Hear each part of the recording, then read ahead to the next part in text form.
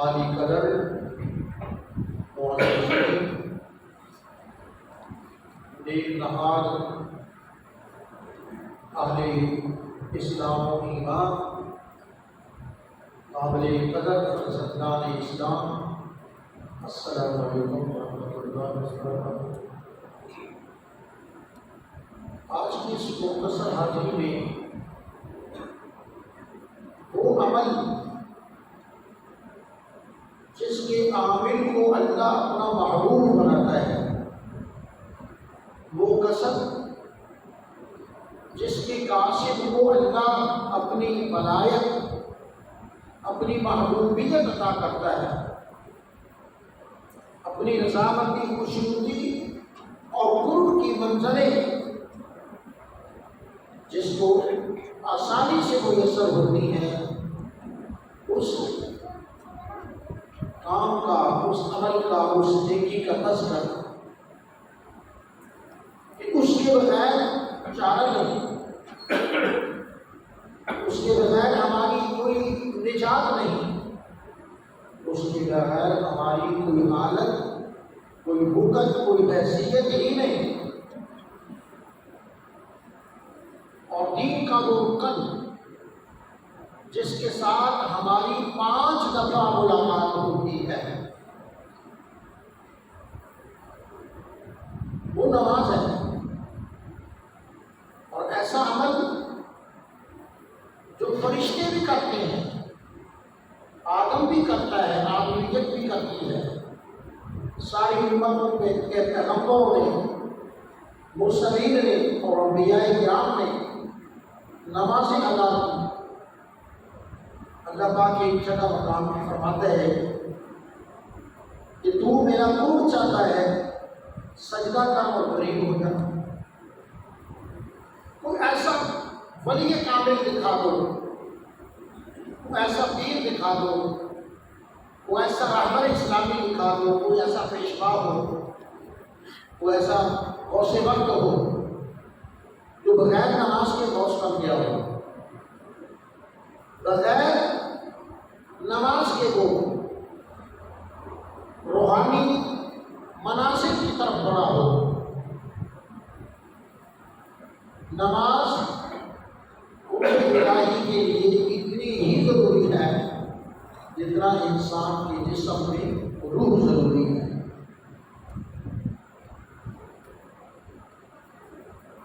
جسم میں روح ہے تو زندگی، ورنہ پھر اس کا ایک ہی نام ہوتا ہے میت، اور اس کا ٹھکانہ مٹی ہوتا ہے۔ ہم میت ہوں گے، ہم مٹی ہوں گے اگر نماز کو ہم سے نکال دیا جائے۔ اسی لیے اسلام میں نماز کو ستون کی حیثیت حاصل ہے۔ الصلاۃ عماد الدین، نماز دین کا ستون ہے۔ ستون کسی عمارت کو قائم کرنے کے لیے، اس کی مضبوطی کے لیے، اس کے قیام کے لیے اس ستون کا وجود ضروری ہے۔ اگر ستون نہیں تو عمارت قائم نہیں رہے گی۔ یہ ستون ساری عمارت کے بوجھ کو اٹھاتا ہے، اور دین کی ساری جو عمارت ہے وہ اس نماز کے اوپر قائم ہے۔ آج ارادہ ہے کہ آپ احباب کی دعائیں حاصل کی جائیں، نماز کے فضائل بیان کیے جائیں۔ کتاب و سنت میں نیکیوں کے فضائل بیان کیے گئے۔ کلمہ، اس کی کتنی فضیلت ہے کہ جب انسان فضیلت سنتا ہے تو اس کا وجدان، اس کا دھیان، اس کی توجہ ادھر مبذول ہوتی ہے، وہ ملتفت ہوتا ہے، وہ دھیان کرتا ہے کہ بھائی یہ عمل تو مختصر ہے، لیکن اس مختصر سے عمل کرنے سے ہمیں ملتا کیا ہے؟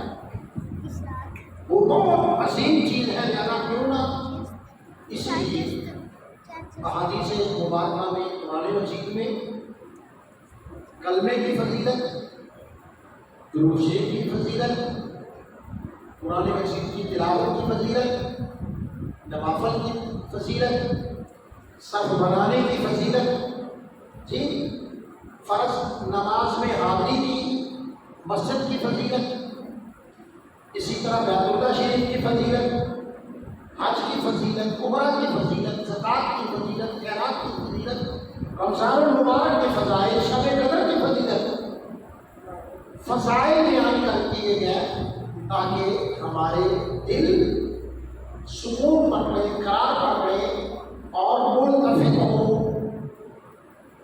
رجوع کریں ہم اللہ تعالیٰ کے ان عبادات کی طرف کہ ہمیں چھوٹے سے عمل کے اوپر 2 رکعت پر اتنا وظیفہ ملتا ہے، 4 رکعت پر اتنے برابر ملتے ہیں، ایک دفعہ درود شریف پڑھنے سے 10 رحمتوں کا نزول ہوتا ہے، قرآن مجید کا ایک حرف پڑھنے سے 30 نیکیاں ملتی ہیں، ایک نماز باجماعت پڑھنے سے 2 حدیثیں ہیں، ایک میں 25 نمازیں اور ایک میں 27 نمازوں کا ثواب ملتا ہے، اعتکاف کا کتنا ثواب ہے، جی خیرات کا کتنا ثواب ہے، تو ثوابات اور فضائل کی طرف ہمیں دھیان دیا گیا، ہمیں متوجہ کیا گیا کہ ہم ان چیزوں کو سیکھ لیں اور کلمہ کی طرف، درود کی طرف، تلاوت قرآن کی طرف، مسجد کی طرف اور یاد الہی کی طرف ہم توجہ کریں۔ تو سب سے پہلی فضیلت درج کروں اپنے انداز میں کہ آپ ایک نماز پڑھیں گے نا، آپ ایک نماز پڑھیں گے، 2 رکعت نماز پڑھیں گے نفل، رات کو دن کو، ظہر کے ساتھ، عصر کے ساتھ، مغرب عشاء کے ساتھ یا رات کے حصوں میں، دن کی گھڑیوں میں آپ صرف 2 رکعت نماز ادا کریں، اس پر ثواب کتنا ہوگا؟ آپ لوگوں کو 1,24,000 نبیوں کی سنت کا ثواب ہوگا۔ کبھی آپ کا ادھر دھیان گیا ہے کہ یہ 2 رکعت نماز نفل کا کیا مقام ہے؟ اور آپ کو اور بھی بڑا تعجب ہوگا، اللہ کے پیارے نبی حضرت سیدنا سلیمان علیہ السلام صلوات علیہ السلام آپ اتنی عبادت فرماتے تھے کہ ایک سال تک ایک ہی نماز ادا کرتے رہتے، نہ کوئی سونا، نہ کوئی چلنا، نہ کوئی کھانا، نہ کوئی پینا، نہ گھر، نہ بازار، نہ کسی سے ملاقات، جب یار سے جو ملاقات ہو رہی ہے، پروردگار سے ملاقات ہو رہی ہے تو بڑی ملاقات ہو رہی ہے نا، تو جب بڑی سرکار سے ملاقات ہو رہی ہے تو چھوٹی چھوٹی ملاقاتوں کی پھر پرواہ نہیں کی جاتی، یہ فلاں فلاں یہ سب چھوٹی ملاقاتیں ہیں، وہ رب اکبر ہے، اس کا ذکر اکبر ہے، اور اس کی حاضری بھی بڑی حاضری ہے، اور اس کی نکاح اور ملاقات بھی ملاقات اکبر ہے۔ وَرِضْوَانٌ مِّنَ اللَّهِ أَكْبَرُ ذَلِكَ هُوَ الْفَوْزُ الْعَظِيمُ۔ لو جی 2 رکعت نماز نفل پڑھو تو آرام سے بیٹھے بیٹھے گالی، 2 رکعت نماز پڑھو، وضو کرو اور عبادت کے مصلی پہ کھڑے ہو جاؤ، متوجہ ہو جاؤ بیت اللہ شریف کی طرف، 2 رکعت نماز نفل عبادت اللہ تعالیٰ نے، منہ بیت اللہ شریف کی طرف، اللہ اکبر کر کے 2 نفل پڑھو گے، وہ 2 نفل میں 2 گھنٹے لگتے ہیں، 1 گھنٹہ لگ جاتا ہے، آدھ گھنٹہ، 15 منٹ، 2 رکعت میں بڑی تسلی سے 2 رکعت پڑھے جائیں تو 4 منٹ لگے، بڑی تسلی سے پورے رکوع سکون کے ساتھ قوما، پورا جلسہ اور سجود، اگر 2 رکعتیں بڑے ہی سکون اور اطمینان سے ادا کی جائیں تو صرف لگتے ہیں 4 منٹ۔ آپ اپنے گھر میں بیٹھ کر بیت اللہ شریف قریب متوجہ ہو جائیں اور 2 رکعتیں 4 منٹ میں پڑھیں، اللہ پاک کے 1,24,000 نبیوں اور 313 رسولوں کی سنت کا ثواب اپنے نامہ اعمال میں درج کروا دو۔ کتنی فضیلت ہے۔ اور پھر صرف یہ پیغمبران اسلام کی سنت نہیں ہے، بلکہ اللہ رب العالمین کے جتنے فرشتے ہیں وہ سب قائمین ہیں، وہ سب راکعین ہیں، وہ سب ساجدین ہیں اور وہ سب قائدین ہیں۔ قائمین ہیں، قیام کر رہے ہیں، راکعین ہیں، رکوع کر رہے ہیں، ساجدین ہیں، سجدہ کر رہے ہیں، مسبحین ہیں، خدا تعالیٰ کی پاک تسبیح پڑھ رہے ہیں، اور وہ قائمین ہیں، وہ اتحیات کی شکل میں بیٹھے ہیں۔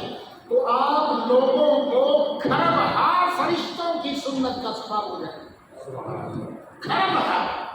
یا رسول اللہ، اللہ رب العالمین کے فرشتوں کی تعداد کتنی ہے؟ اس پر قرآن کریم کی یہ آیت نازل ہوئی، واللہ یعلم جنود ربک الا ہو۔ تم یہ تو کہہ سکتے ہو کہ کتابیں کتنی، تورات، انجیل، زبور، قرآن، صحیفے کتنے، 300 یا 400، انبیاء کتنے، 1,24,000 یا کم و بیش، بے رسول کتنے، 313 رسول یا کم و بیش، فرشتوں کی تعداد کتنی ہے؟ اس پر سورہ المدثر کی یہ آیت نازل ہوئی، وما یعلم جنود ربک، کا مانا ہے اے پیارے محمد، آپ کے رب کے لشکروں کی تعداد صرف اسے معلوم ہے، کسی کو معلوم نہیں ہے، یعنی اس کا کوئی انت حساب نہیں ہے۔ 2 رکعت نماز پڑھو، اللہ پاک کے سارے نبیوں کی سنت کا ثواب لو، سارے رسولوں کی سنت کا ثواب لو، اور کھربہا فرشتے جو عرش پر ہیں، 7 آسمانوں میں ہیں، فضا میں ہیں، زمین میں ہے، سمندروں میں ہے، خشکی میں ہے، پہاڑوں میں ہے، غاروں میں ہے، ہواؤں کے ہیں، طوفانوں کے ہیں، بارشوں کے ہیں، خدا نے جتنے فرشتے بنائے سب کی سنت کا ثواب آپ کے نام اعمال میں درج ہوگا۔ شرط یہ ہے کہ آپ اللہ پاک کے بارگاہ میں سجدہ ریز ہو جائیں۔ سبحان اللہ والحمدللہ۔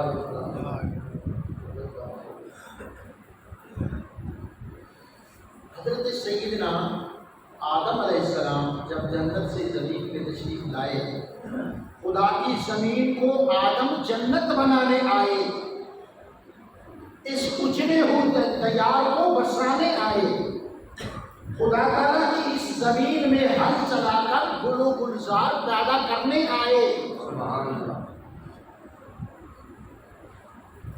تو اللہ کے حکم سے جہاں آج کعبہ شریف ہے، یہاں حضرت آدم علیہ السلام کو حکم ہوا کہ آپ یہاں میرا گھر تعمیر کریں۔ ان اول بیت وضع للناس للذی بمکہ، جو لوگوں کی رہنمائی، پیشوائی، بھلائی اور روحانی مرکز قائم کیا گیا، خدا کا سب سے پہلا گھر وہ مکہ معظمہ میں بنا۔ یہ نہیں کہ مکہ پہلے تھا اور مکہ میں گھر بنا، گھر پہلے بنا، مکہ بعد میں آباد ہوا۔ سبحان اللہ۔ تو حضرت جبرائیل کافی سارے پتھر لے کے آئے، جب تعمیر کعبہ ہو رہا تھا، آپ نے چنے تلاش کیے، پہاڑوں سے ادھر ادھر سے لیے، جمع کیے، دیوار تعمیر ہونے لگی۔ حضرت جناب جبرائیل علیہ السلام بھی بہت سارے پتھر اکٹھے کر کے لے آئے۔ حضرت اللہ پاک کا حکم ہے کہ آپ ان پتھروں کو بھی تعمیر کعبہ میں شامل فرما لیں۔ ان پتھروں کو بھی شرف، شان، شوکت، اعزاز نصیب ہو، یہ بیت اللہ کا حصہ بن جائیں۔ ان اینٹوں کو، ان سنگریزوں کو، ان پتھروں کو بھی آپ جزو بنا دیں اللہ کے گھر کا۔ تو یہ رنگ برنگے چھوٹے بڑے درمیانے سائز کے پتھر کہاں سے لے آئے ہو؟ عرض کیا کہ میں دنیا کے 5 پہاڑوں سے یہ پتھر اکٹھے کر کے لایا. پوری خدا کی زمین سے 5 پہاڑ ایسے ہیں جن سے بحکم پروردگار میں پتھر جمع کر کے آپ حضور کی خدمت میں حاضر کر. وہ پہاڑ کون کون سے تھے؟ ایک تھا جودی پہاڑ. یہ اللہ کے ایک پاک پیغمبر کی نشانی ہے. جب طوفان نوح آیا ہر چیز نیچے رہ گئی، پانی کی سطح بلند ہوتی گئی، حتیٰ کہ درخت بھی اور پہاڑ بھی نیچے رہ گئے. مونٹ ایورسٹ اور پاکستان کا کیلو وہ بھی ڈوب گیا. طوفان نوح بہت اوپر چلا گیا. اللہ پاک جل جلالہ کو رحم آیا. پھر انسانی آبادی کو شروع کرنے کے لیے یا سماؤ عقلی، اے آسمان ٹھہر جا، رک جا. یا ارض ابلعی ماءکی، اے زمین اپنا پانی اندر کھینچ. زمین نے پانی اندر کھینچنا شروع کر دیا. بارش رک گئی. دریاؤں نے اپنا، سمندروں نے اپنا اپنا پانی واپس لینا شروع کر دیا. اور وہ کشتی ایسے ہی تھا، نیچے آتی گئی. قرآن پاک فرماتا ہے وَاسْتَوَتْ عَلَى الْجُودِ، وہ کشتی چلتی چلتی پھرتی پھرتی چکراتی گھومتی گھومتی جودی پہاڑ کے اوپر آئی. یہ جودی پہاڑ انسان کی دوسری آبادی کا پیش نظر. یہاں سے انسان کی دوسری نشو و نما ہوئی. اس لیے نوح علیہ السلام کو ثانی آدم بھی کہا جاتا ہے. تو جی اللہ کے پاک نبی کے جودی پہاڑ پہ قدم لگے ہیں، خدا نے اس سارے پہاڑ کو برکت دے دی ہے. یہ جو میں پتھر لایا ہوں نا، یہ جودی پہاڑ سے لایا. دوسرا فرمایا تمہیں سے بھی پتھر لایا ہوں من جانب طور الایمن، جہاں خدا تعالیٰ کا جلوہ دیکھا موسیٰ علیہ السلام نے. وہ وادی بکا مبارکہ، اس کو بکا مبارکہ بھی قرآن نے کہا ہے، وادی ایمن بھی کہا ہے. بسم اللہ الرحمن الرحیم والتین والزیتون وطور سینین، سبحان اللہ، جس کو جبل طور کہا گیا، جبل نور کہا گیا، جہاں اللہ کا جلوہ نازل ہوا.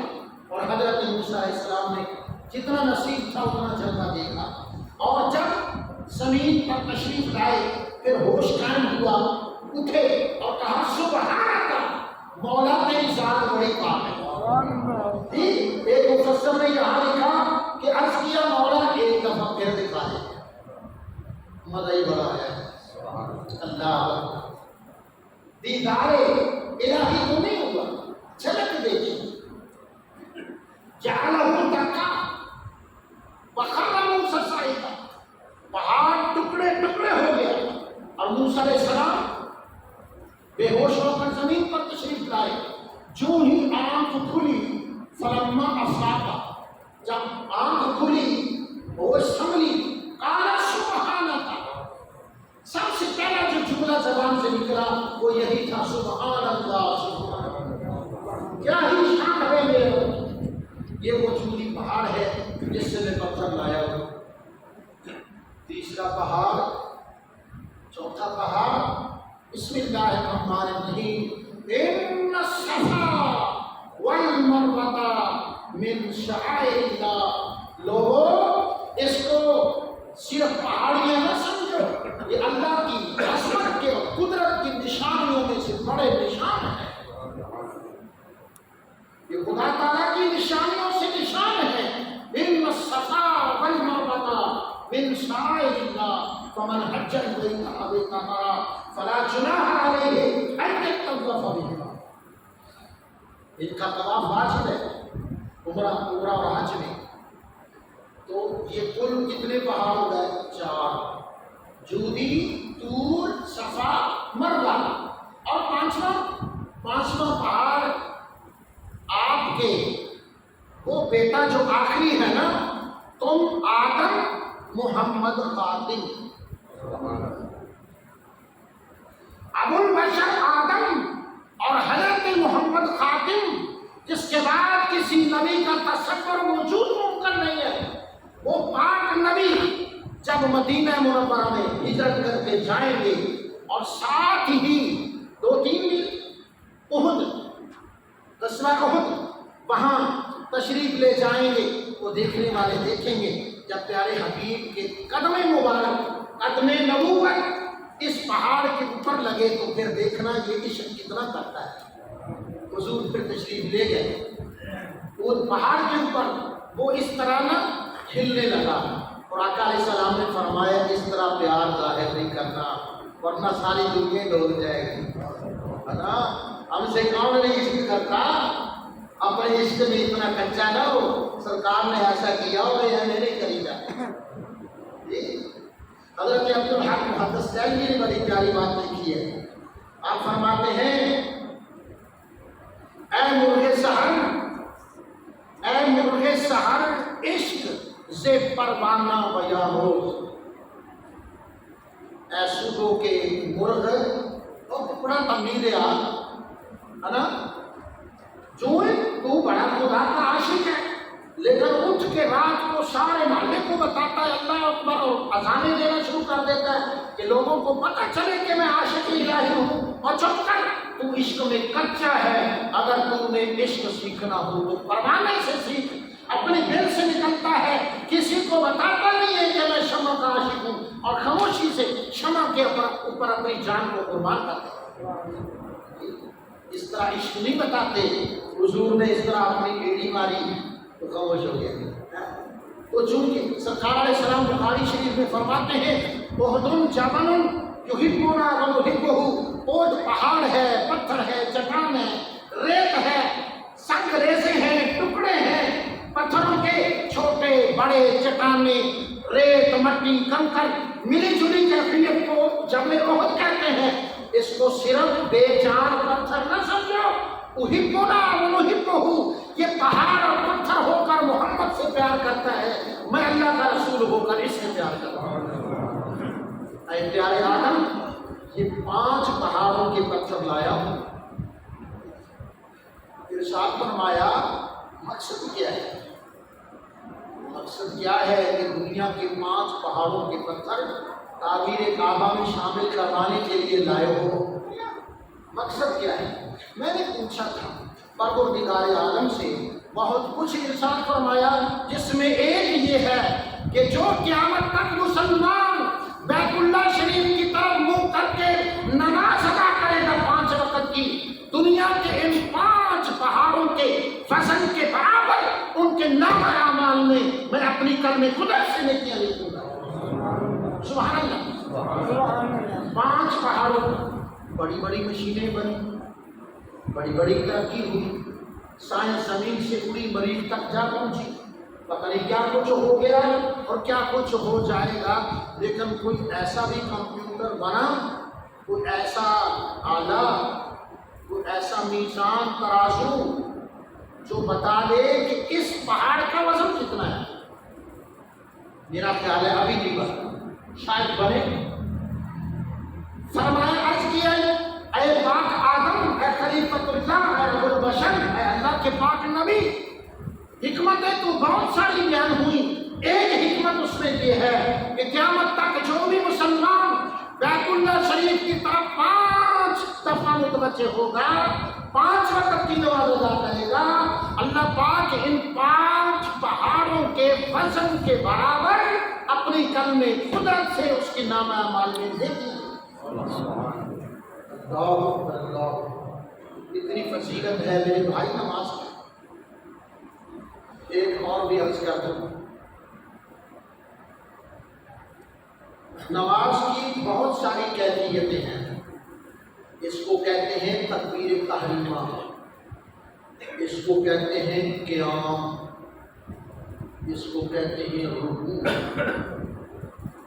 اس کو کہتے ہیں قوما، اور اس کو سجدت کر کے سبحان ربی الاعلیٰ کی کیفیت سجدہ، اور دونوں سجدوں کے درمیان جو تھوڑا سا وقت بیٹھتے ہیں اس کو کہتے ہیں جلسہ، اور پھر رکعتوں کو پورا کرنے کے بعد بیٹھ جاتے ہیں، اس کو کہتے ہیں قعدہ، اور اس کو کہتے ہیں تسلیمتین، دو سلام، السلام علیکم ورحمۃ اللہ، السلام علیکم ورحمۃ اللہ۔ تو ذرا پھر سے توجہ فرمائیں، جس طرح ماشاءاللہ آپ توجہ فرما رہے ہیں، اللہ پاک آپ کی عزت میں، شان میں اور مزید اضافے اور برکتیں فرمائے۔ نماز کی یہ کل حالتیں کتنی ہو گئی ہیں؟ تکبیر تحریمہ آپ گنتے چلیں، تکبیر تحریمہ، قیام، رکوع، قومہ، سجدہ، جلسہ، قعدہ، دایاں سلام، بایاں سلام، جی فرمائیں، 9، اور 9 کا عدد جو ہے نا، یہ اسماء اعداد جو سمجھتے ہیں، 9 کا عدد تمام اعداد کا سردار ہے، اس سے بڑا کوئی عدد نہیں ہے، کیونکہ اس کے بعد تو پھر اندھیرا ہی ہے، صفر ہی ہے نا، سب سے بڑا عدد۔ اور جتنے اعداد تھے اللہ کی خدا کی خدائی میں، ان اعداد کی تعداد کے مطابق اللہ نے بنائی ہے نماز کی حالتیں۔ اب آئیے رہی بات سنیں، اللہ پاک کے خرابہ فرشتے جب سے وہ پیدا ہوئے قیامت تک اسی حال میں ہیں، اسی حال میں رہیں گے، اور وہ کہیں گے، کہہ رہے ہیں اور کہتے رہیں گے، اللہ اکبر، ذرا بلند آواز سے اللہ اکبر، اللہ اکبر، کیا مطلب؟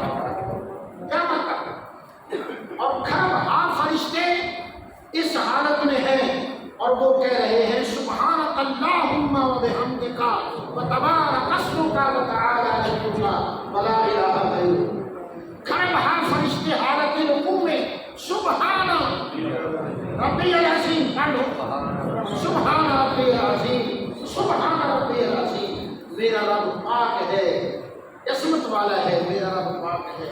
اور کچھ خرابہ فرشتے ربنا لک الحمد کہہ رہے ہیں، اور قیامت تک اسی قومے کی حالت میں، اور خرابہ فرشتے حالت سجدہ میں ہیں اور وہ کہہ رہے ہیں سبحان ربی الاعلیٰ، اور خرابہ فرشتے التحیات کی شکل میں مولا تعالیٰ کی تسبیح پڑھ رہے ہیں، التحیات للہ، ماشاءاللہ ماشاءاللہ، پڑھ لو جن کو یاد ہے، جن کو یاد نہیں ہے وہ سبق لیا کرو۔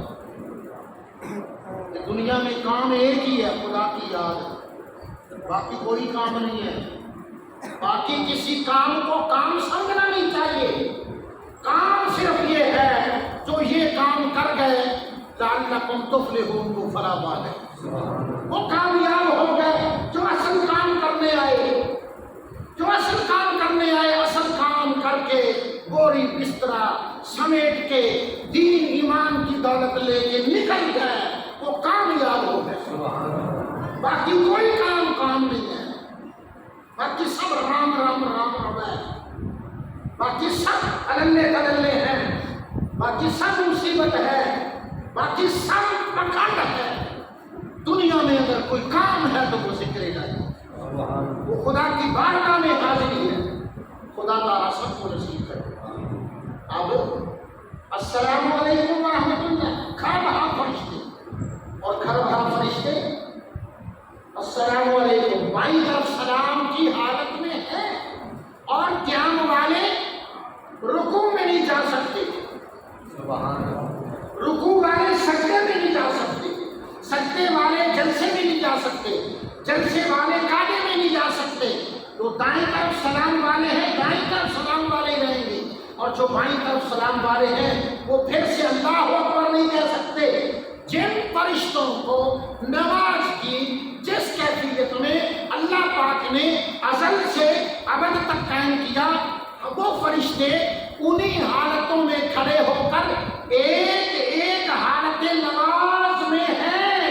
مسلمان تجھے بشارت ہو، تجھے مبارک ہو، تو خوشخبری کے لائق ہے کہ اللہ پاک نے ارب فرشتوں کی تمام کیفیات نماز کو جمع کر کے تجھے عطا کر۔ تو تکبیر تحریمہ بھی کہتا ہے، تو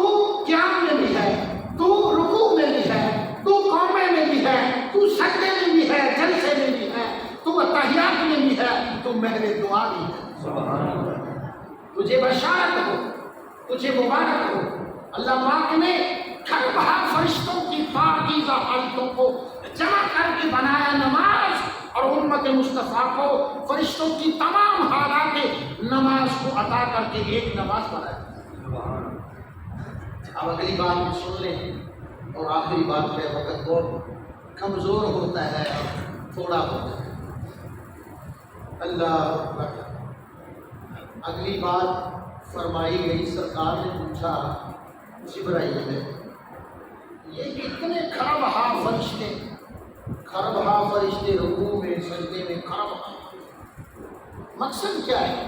یہ تو قیامت تک ان کو موت تو نہیں آنی، قیامت کے قریب فرشتوں کو موت آئے، کلو نفس جو ہوا، کلو من علیہا فان جو ہوا، کلو شین حالت جو، تو قیامت تک یہ اسی طرح انہی حالتوں میں رہیں گے۔ فلسفہ کیا ہے؟ جبرائیل نے عرض کیا، یا رسول اللہ، مجھے اللہ پاک نے فرمایا کہ ان ارب کھربہا فرشتوں کی قیامت تک جو زندگی ہے اور ساری تسبیحوں کا ثواب یہ جمع ہو کر امت مصطفیٰ کے کھاتے میں شامل کیا جائے گا، امت مصطفیٰ کے کھاتے میں شامل کیا جائے گا۔ کیا ہم مبارک کے مستحق نہیں ہیں؟ اس لیے انبیاء بھی دعائیں کرتے گئے کہ یا اللہ تم نے رسول بنایا، نبی بنایا، تو ہمیں اپنے آخر الزمان پیغمبر کا امتی بھی بنا دے، امتی بھی بنا دے کہ امتی مصطفیٰ ہونے کی جو عزتیں ہیں وہ بھی ہمارے نام ہو جائیں۔ وصلی اللہ تعالی علی رسولنا محمد و آلہ وصحبہ۔